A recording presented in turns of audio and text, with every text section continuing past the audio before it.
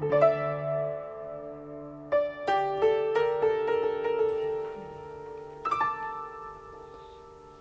ರೀ, ನನ್ನ ಹೆಸರು ರೇಖಾ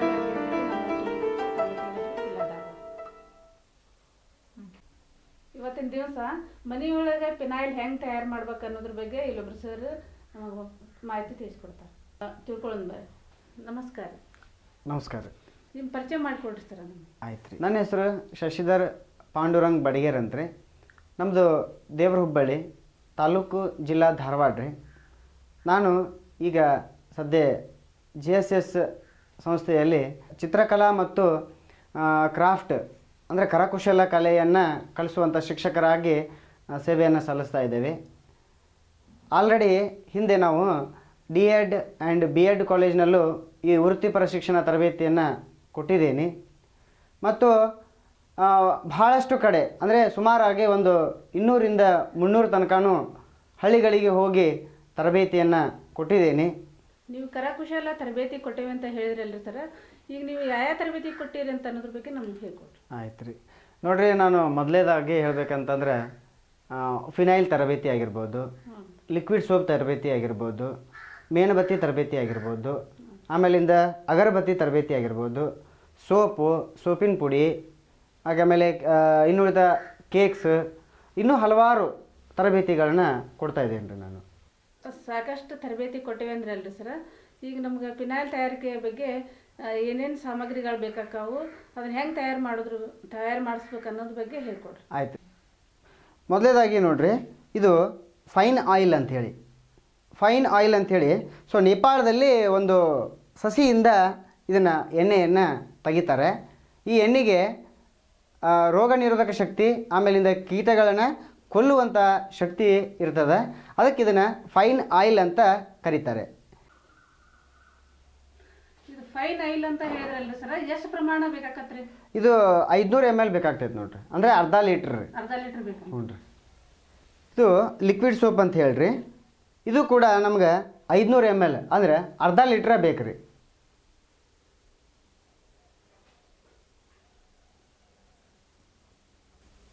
ನೆಕ್ಸ್ಟ್ ನೀರು 5 ಲೀಟ್ರ್ ಬೇಕು ರೀ. ಅಂದ್ರೆ ಒಟ್ಟಾರೆಯಾಗಿ 6 ಲೀಟ್ರ್ ಫಿನೈಲ್ ನಮಗೆ ತಯಾರಾಗ್ತದೆ. ಇವೆಲ್ಲ ಸಾಮಾನ ಬೇಕಂತ ಹೇಳಿದ್ರಲ್ರಿ, ಈಗ ದುಡ್ಡು ಎಷ್ಟು ಬೇಕಾಕತ್ರಿ? ಆನಂತರ ಎಲ್ಲಿ ಸಿಗ್ತಾವ್ರಿ ಈ ಸಾಮಾನೆಲ್ಲ? ಫೈನ್ ಆಯಿಲು ಅರ್ಧ ಲೀಟ್ರಿಗೆ 70 ರೂಪಾಯಿ ಬೀಳ್ತದೆ ರೀ. ಆಮೇಲೆ ಲಿಕ್ವಿಡ್ ಸೋಪು ಅರ್ಧ ಲೀಟ್ರಿಗೆ 45 ರೂಪಾಯಿ ಬೀಳ್ತದೆ ರೀ. ನೀರಂತೂ ನಮಗೆ ಸಿಗ್ತದೆ, ಅದಕ್ಕೇನು ರೊಕ್ಕ ಕೊಡುವಂಥದ್ದು ಏನಿಲ್ಲ. ನಾವು 5 ಲೀಟ್ರ್ ಬೇಕು. 5 ಲೀಟ್ರ್ ನೀರು ಬೇಕು ರೀ ನಮಗೆ. ಸೌಳ್ ನೀರು ಅದು ಆದ್ರೆ ನಡೀತೇನ್ರಿ ಸರ್? ಸೌಳ್ ನೀರು ಅನ್ನೋಕ್ಕಿಂತ ರೀ ಆದಷ್ಟು ನಾವು ಸ್ವಚ್ಛವಾಗಿರ್ತಕ್ಕಂಥ ನೀರನ್ನು ಉಪಯೋಗಿಸ್ಬೇಕು ರೀ. ಇಷ್ಟೋ ತನಕ ಸಾಮಾನ ಏನು ಬೇಕಾಕಂತ ಹೇಳಿದ್ರಿ, ಆನಂತರ ದುಡ್ಡು ಎಷ್ಟು ಖರ್ಚಾಕತ್ತೆ ಅನ್ನೋದ್ರ ಬಗ್ಗೆ ಹೇಳಿದ್ರಿ. ಈಗ ಎಲ್ಲಿ ಸಿಗ್ತೈತ್ರಿ ಈಗ ಅದು ಸಾಮಾನ್ಯ ಇವೆಲ್ಲ? ಅದು ಸಾಮಗ್ರಿಗಳು ನೋಡ್ರಿ, ಹುಬ್ಬಳ್ಳಿ ಒಳಗಡೆ ಗಗಣಿ ಎಂಟರ್ಪ್ರೈಸಸ್ ಅಂತ ಬಂದೈತ್ರಿ.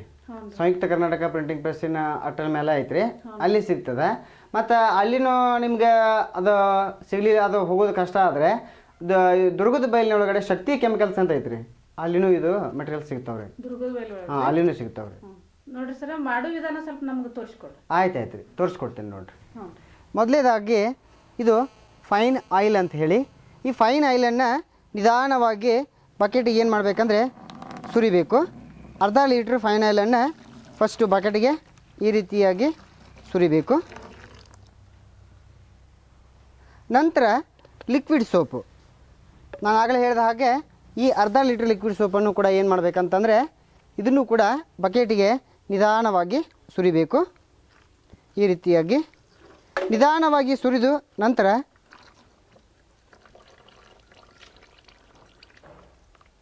ಸ್ವಲ್ಪ ಮರದ ಕೋಲಿನಿಂದ ಇದನ್ನು ಏನು ಮಾಡಬೇಕಂದ್ರೆ ತಿರುಗಿಸ್ಬೇಕು. ಫಸ್ಟಿಗೆ ಫೈನ್ ಆಯಿಲು ಮತ್ತು ಲಿಕ್ವಿಡ್ ಸೋಪನ್ನು ಕಡ್ಡಿಯನ್ನು ಅಂದರೆ ಮರದ ಕೋಲಿನಿಂದ ಈ ರೀತಿ ಕಲಿಸ್ಕೋಬೇಕು.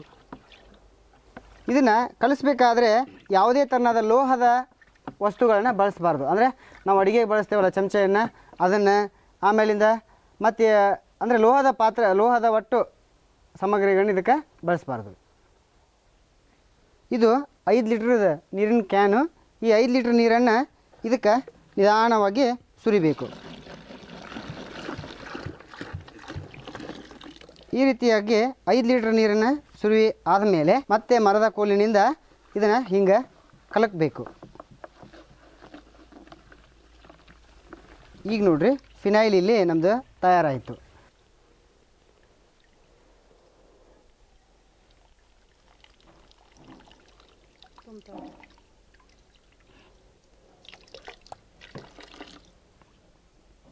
ಇದನ್ನು ಬಾಟ್ಲಿಯಲ್ಲಿ ಇಷ್ಟು ಕಡಿಮೆ ಜಾಗನ ಉಳಿಸ್ಕೋಬೇಕು, ಅಂದರೆ ಇಲ್ಲಿ ಜಾಗ ಉಳಿಸ್ಕೋಬೇಕು. ಇದು ಒರಿಜಿನಲ್ ಫಿನೈಲ್ ನಾವು ತಯಾರು ಮಾಡಿದ್ದು, ಡೂಪ್ಲಿಕೇಟ್ ಫಿನೈಲ್ ಅಲ್ಲ, ಇದು ಒರಿಜಿನಲ್ ಫಿನೈಲು. ಸೊ ಒರಿಜಿನಲ್ ಹೆಂಗಂತ ಕನ್ಫರ್ಮ್ ಆಗೈತಪ್ಪ ಅಂತಂದ್ರೆ ನಿಮಗೆ ಇದರಲ್ಲಿ ಲಿಕ್ವಿಡ್ ಸೋಪು ನೀರು ಮ್ಯಾಲೆ ಬರ್ತದೆ, ಫೈನೈಲ್ ಅಷ್ಟೇ ಕೆಳಗೆ ಉಳಿತದೆ. ಒರಿಜಿನಲ್ ಹೆಂಗಂತ ಗೊತ್ತಿಡಿಯೋದು ನೀವು ಇಷ್ಟೇ, ಭಾಳ ಸರಳ. ಲಿಕ್ವಿಡ್ ಸೋಪು ಮತ್ತು ನೀರು ಮ್ಯಾಲೆ ಬಂದು ಫೈನೈಲ್ ಅಂತಕ್ಕಂಥದ್ದು ಕೆಳಗಡೆ ನಿಂತಿರ್ತದೆ.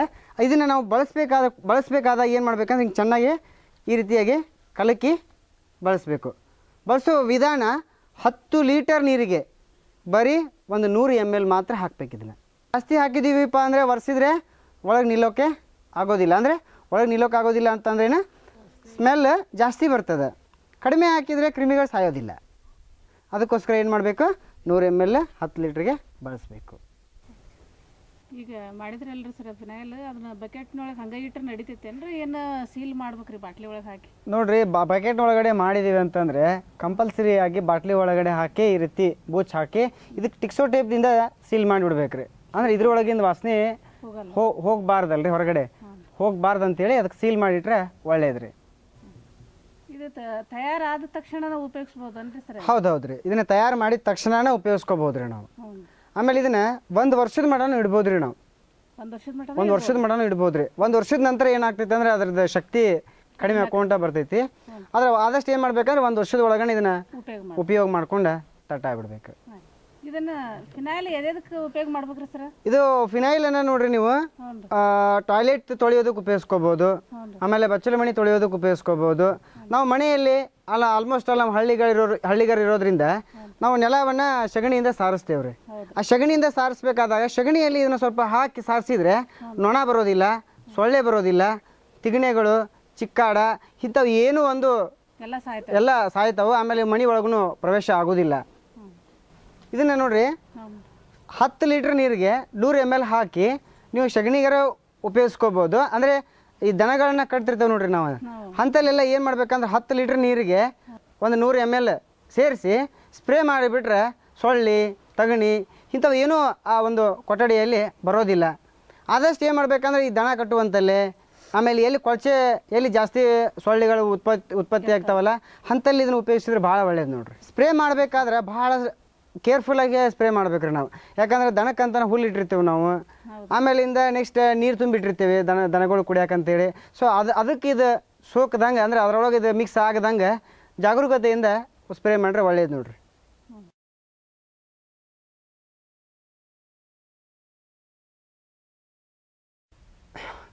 ನಾವು ಆಗಲೇ ಹೇಳಿದ ಹಾಗೆ ಫೈನೈಲು, ಲಿಕ್ವಿಡ್ ಸೋಪು, ನೀರನ್ನು ಮಿಕ್ಸ್ ಮಾಡಿದ್ದೀವಿ. ಮಿಕ್ಸ್ ಮಾಡಿ ಅಂದರೆ 230 ರೂಪಾಯಿ ನಾವು ಖರ್ಚು ಮಾಡಿದ್ದೀವಿ. ಇದನ್ನು ನಾವು ಮಾರ್ಕೆಟ್ನಾಗ ತಂದ್ರೆ 300 ರೂಪಾಯಿ ಆಗ್ತದೆ. ಮಾರ್ಕೆಟ್ನಾಗ ತಂದ್ರೆ 300 ರೂಪಾಯಿ ಆಗ್ತದೆ. ಬಟ್ ನಾವೇ ತಯಾರು ಮಾಡಿದ್ದೀವಿ ಅಂತಂದ್ರೆ 230 ರೂಪಾಯಿದಾಗ 6 ಲೀಟ್ರ್ ತಯಾರಾಗ್ತದೆ, ತಯಾರು ಮಾಡ್ಬೋದು. ಆಮೇಲೆ ಒರಿಜಿನಲ್ ಅಲ್ರಿ ನಾವು ತಯಾರು ಮಾಡಿದ್ದು, ಡೂಪ್ಲಿಕೇಟ್ ಅಲ್ಲ, ಒರಿಜಿನಲ್ಲೇ. ಆಮೇಲೆ ಅಲ್ಲಿ ಏನು ಮಾಡ್ತಾರೆ ಅಂತಂದ್ರೆ ಇದ್ರ ಜೊತೆ ಬಣ್ಣವನ್ನು ಮಿಕ್ಸ್ ಮಾಡ್ತಾರೆ. ಈಗ ನೀವು ನೋಡಿದಿರಿ, ನೀಲಿ ಬಣ್ಣದ ಸಿಗ್ತದೆ, ಹಸಿರು ಬಣ್ಣದ ಸಿಗ್ತದೆ, ಹಳದಿ ಬಣ್ಣದ ಸಿಗ್ತದೆ. ಆ ಬಣ್ಣವನ್ನು ಇದಕ್ಕೆ ಹಾಕಿದ್ರೆ ಅಂತಂದರೆ ಅದರೊಳಗೆ ಇರ್ತಕ್ಕಂಥ ಕ್ರಿಮಿನಾಶಕ ಶಕ್ತಿನ ಅದೇನಾಗ್ತದೆ ಫಿನೈಲ್ ಕಳ್ಕೊತದೆ. ಬಣ್ಣ ಅಂದರೆ ಏನು ರೀ, ಕ್ರಿಮಿಗಳನ್ನು ಆಕರ್ಷಿಸುವಂಥ ಒಂದು ಶಕ್ತಿಯನ್ನು ಹೊಂದಿದೆ. ಅದಕ್ಕೋಸ್ಕರ ಏನು ಮಾಡ್ಬೇಕಂದ್ರೆ ಬಣ್ಣ ರಹಿತವಾಗಿ, ಅಂದರೆ ಹಿಂಗೆ ವೈಟ್ ಆಗಿಯೇ ಇರ್ತಕ್ಕಂಥ ಫಿನೈಲನ್ನು ನಾವು ಒರಿಜಿನಲ್ ಆಗಿ ಮನೆ ತಯಾರು ಮಾಡ್ಕೋಬೋದು. ಮನೆಯೊಳಗನ ಈಗ ನಾವು ಫಿನೈಲ್ ತಯಾರು ಮಾಡ್ಕೊಂಡ್ರೆ 6 ಲೀಟ್ರಿಗೆ 70 ರೂಪಾಯಿ ಉಳಿತಾಯ ಆಕತಿ ಅಂತ ಹೇಳಿದ್ರಿ ನೀವು. ಈಗ ನಾವು ಸ್ವಂತ ಉದ್ಯೋಗನ ಮಾಡ್ಕೋಬೇಕಂತಂದ್ರೆ ಈಗ ನಮಗೆ ಎಲ್ಲೆಲ್ಲಿ ಮಾರಾಟ ಮಾಡ್ಬೋದು ಇದನ್ನು ಅನ್ನೋದ್ರ ಬಗ್ಗೆ ನಮ್ಗೆ ಸ್ವಲ್ಪ ಮಾಹಿತಿ ಹೇಳಿ. ಆಯ್ತು ರೀ. ಇದು ನೋಡಿರಿ, ಫಿನೈಲನ್ನು ನಾವು ಸ್ವಂತ ಉದ್ಯೋಗವನ್ನು ಮಾಡ್ಕೊಂಡಾಗ ಅಂದರೆ ಅಲ್ಲಿ 70 ರೂಪಾಯಿ ನಮಗೆ ಪ್ರಾಫಿಟ್ ಐತ್ರಿ. 6 ಲೀಟ್ರ್ ಮೇಲೆ 70 ರೂಪಾಯಿ ಪ್ರಾಫಿಟ್ ಐತಿ. 6 ಲೀಟ್ರ್ ಮೇಲೆ 70 ರೂಪಾಯಿ ಪ್ರಾಫಿಟ್ ಇದ್ದಾಗ ನಾವು ಏನು ಮಾಡ್ಬೇಕಂತಂದ್ರೆ ಬೇರೆದವ್ರಿಗೆ, ಅಂದರೆ ದಲ್ಲಾಳಿಗಳನ್ನು ಹಿಡಿದು ಅವ್ರ ಕಡೆಯಿಂದ ಮಾರಿಸೋದ್ರಿಂದ ನಮಗೇನಾಗ್ತದೆ ರೀ, ಲಾಭ ಕಡಿಮೆ ಆಗ್ತದೆ. ಆದಷ್ಟು ನಾವೇ ಏನು ಮಾಡ್ಬೇಕಂದ್ರೆ ಹೆಂಗೂ ವಾರಕ್ಕೊಂದ್ಸಲ ಮಾರ್ಕೆಟಿಗೆ ಹೋಗಿರ್ತೀವಿ ನಾವು. ಅವಾಗ ಏನು ಮಾಡಬೇಕು, ಇಂಥ ಒಂದು 50 ಬಾಟ್ಲಿನೋ ಒಂದು 25 ಬಾಟ್ಲಿನೋ ತೊಗೊಂಡು ಹೋಗಿ ಒಂದು ಅಂಗಡಿಗೆ ಒಂದು ಹಾಕಿ ಅಂಗಡಿಯಿಂದ ಬರ್ತಕ್ಕಂಥ ಲಾಭವನ್ನು ತೊಗೊಂಡು ಬಂದರೆ ಒಳ್ಳೆಯದು. ಅಂದರೆ ಇದು ನಮಗೂ ಒಂದು ಒಳ್ಳೇದಾಗ್ತದೆ. ವಾರಕ್ಕೊಂದು ಸಲ ಸುಮ್ಮನೆ ಹಾಗೆ ಮಾರ್ಕೆಟಿಗೆ ಹೋಗಿಂತ ಇಂಥ ಒಂದಿಷ್ಟು ತೊಗೊಂಡೋಗಿ ಮಾರಿ ಬಂದರೆ ಅದರಿಂದನೂ ಸ್ವಲ್ಪ ಪ್ರಾಫಿಟ್ ನಮಗೆ ಜಾಸ್ತಿ ಆಗ್ತದೆ ಅಂತ ಹೇಳ್ಬೋದು ನೋಡ್ರಿ. ಇದನ್ನು ನೋಡ್ರಿ, ನಾವು ಮಾರ್ಕೆಟಿಂಗ್ ಮಾಡ್ಬೇಕಂತಂದಾಗ ನಾವು ಏನು ಮಾಡಬೇಕಂದ್ರೆ ಆಗಲೇ ಹೇಳಿದಾಗೆ ವಾರಕ್ಕೊಂದು ಸಲ ನಾವು ಮಾರ್ಕೆಟಿಗೆ ಹೋಗಿರ್ತೀವಿ. ಅವಾಗ ಒಯ್ದು ಒಂದು ಅಂಗಡಿ ಬಿಟ್ಟು ಒಂದು ಅಂಗಡಿಯವರು ಒಂದು 50 ಬಾಟ್ಲಿ ತೊಗೊಂಡ್ರೆ ಅಂದರೆ ಮತ್ತೊಂದು ಅಂಗಡಿಗೆ ಮತ್ತೊಂದು 50 ಬಾಟ್ಲು ಹಿಂಗೆ ಏನು ಮಾಡ್ಬೇಕಂದ್ರೆ ಅಂಗಡಿಗೆ ಹಾಕಿ ಬರ್ಬೇಕು ರೀ. ಮತ್ತೇನು ಮಾಡ್ಬೋದು ಅಂತ ಊರೊಳಗನೆ ನಮ್ಮ ಊರೊಳಗನೆ ಟಾಯ್ಲೆಟ್ ಇರ್ತಾವೆ, ಬಾತ್ರೂಮ್ ಇರ್ತಾವೆ, ಊರೊಳಗೂ ಸೇಲ್ ಮಾಡ್ಕೋಬಹುದು, ಇವನ್ನ ಊರಾಗೂ ಸೇಲ್ ಮಾಡ್ಕೋಬೋದು. ಆಮೇಲಿಂದ ನಾವು ಮಾರೋರಿದ್ರೆ ಏನು ಮಾಡ್ಬೇಕಂತಂದರೆ ಈ ಬಾಟ್ಲಿದ ಗುಣಧರ್ಮ ಹೇಳ್ಬೇಕು ನಾವಲ್ಲಿ. ಅಂದರೆ ತೊಗೊಳ್ಳೋರಿಗೆ ಏನಾಗ್ತದೆ, ನಾವು ಸ್ವಲ್ಪ ಅವ್ರ ಮನಸ್ಸನ್ನು ಚೇಂಜ್ ಮಾಡ್ಕೋಬೇಕಾಗ್ತದೆ. ಹೆಂಗೆ ಚೇಂಜ್ ಮಾಡ್ಕೋಬೇಕಂದ್ರೆ ನಮ್ಮದು ಒರಿಜಿನಲ್ ಐತಿ ಅಂತ ಹೇಳಿದರೆ ಅವ್ರು ನಂಬೋದಿಲ್ಲ. ಸೊ ಅವ್ರ ಮನೆ ಒಳಗಿಂದ ಒಂದು ಫಿನಾಯ್ಲ್ ಬಾಟ್ಲಿ ತೊಗೊಂಬಂದಾಗ ಸೊ ನಮ್ಮ ಬಾಟ್ಲಿ ಒಂದು ಫಿನಾಯ್ಲನ್ನು ಅಲ್ಲಿ ಓದಿ ಇಟ್ಟಾಗ ಎರಡನ್ನೂ ಕಂಪೇರ್ ಮಾಡಿರಿ ಅಂತ ಹೇಳಬೇಕು. ಆಮೇಲೆ ಕಂಪೇರ್ ಮಾಡಿರಿ ಅಂತ ಹೇಳಿ ಒರಿಜಿನಲ್ ನಮ್ಮದು ಹೆಂಗೈತಿ ಅಂತಂದರೆ ಹಿಂಗೈತಿ ಅಂದರೆ ಲಿಕ್ವಿಡ್ ಸೋಪು ನೀರು ಮೇಲೆ ಬರ್ತದೆ, ಫೈನಲ್ ಕೆಳಗಿರ್ತದೆ, ಇದು ಒರಿಜಿನಲ್ ಅಂತ ಹೇಳಬೇಕು ನಾವು ಅವ್ರಿಗೆ. ಹೇಳಿದರೆ ಮಾತ್ರ ಗೊತ್ತಾಗ್ತೈತಿ ಒರಿಜಿನಲ್ ಯಾವುದು ಡೂಪ್ಲಿಕೇಟ್ ಯಾವುದು ಅಂತ ಹೇಳಿ. ಅಂದಾಗ ನಮಗೆ ಮಾರ್ಕೆಟಿಂಗಿಗೆ ಏನಾಗ್ತದೆ, ಹೆಚ್ಚಿನ ಬೇಡಿಕೆ ಬರ್ತದೆ ಅಂತ ಹೇಳ್ಬೋದು. ಇಷ್ಟೋ ತನಕ ನಮಗೆ ನೀವು ಮನೆಯೊಳಗೆ ಪಿನಾಯ್ಲ್ ತಯಾರು ಮಾಡೋದನ್ನು ತಿಳಿಸ್ಕೊಟ್ರಿ. ಅದಕ್ಕೆ ಏನೇನೆಲ್ಲ ಸಾಮಗ್ರಿಗಳು ಬೇಕಾಕವು ಮತ್ತು ಅದು ಮಾಡೋ ವಿಧಾನ ಮತ್ತು ಮಾಡೋದನ್ನು ತೋರಿಸ್ಕೊಟ್ರಿ ನಮಗೆ. ಈ ಪಿನಾಯ್ಲನ್ನು ತಯಾರು ಮಾಡಿದ್ದನ್ನು ಎಲ್ಲೆಲ್ಲಿ ಮಾರಾಟ ಮಾಡ್ಬೇಕು ಅನ್ನೋದ್ರ ಬಗ್ಗೆನೂ ನಮಗೆ ತಿಳಿಸ್ಕೊಟ್ರಿ. ಇಷ್ಟೆಲ್ಲ ಮಾಹಿತಿಯನ್ನು ನಮಗೆ ಸವಿಸ್ತಾರವಾಗಿ ಮಾಹಿತಿ ತಿಳಿಸಿಕೊಟ್ಟಿದ್ದಕ್ಕಾಗಿ ನಮ್ಮ ಬೈಪ್ ಸಂಸ್ಥೆ ಪರವಾಗಿ ಹಾಗೂ ನಮ್ಮ ಡಿಜಿಟಲ್ ಗ್ರೀನ್ ಸಂಸ್ಥೆ ಪರವಾಗಿ ನಿಮಗೆ ತುಂಬ ಧನ್ಯವಾದಗಳನ್ನು. ಧನ್ಯವಾದಗಳು.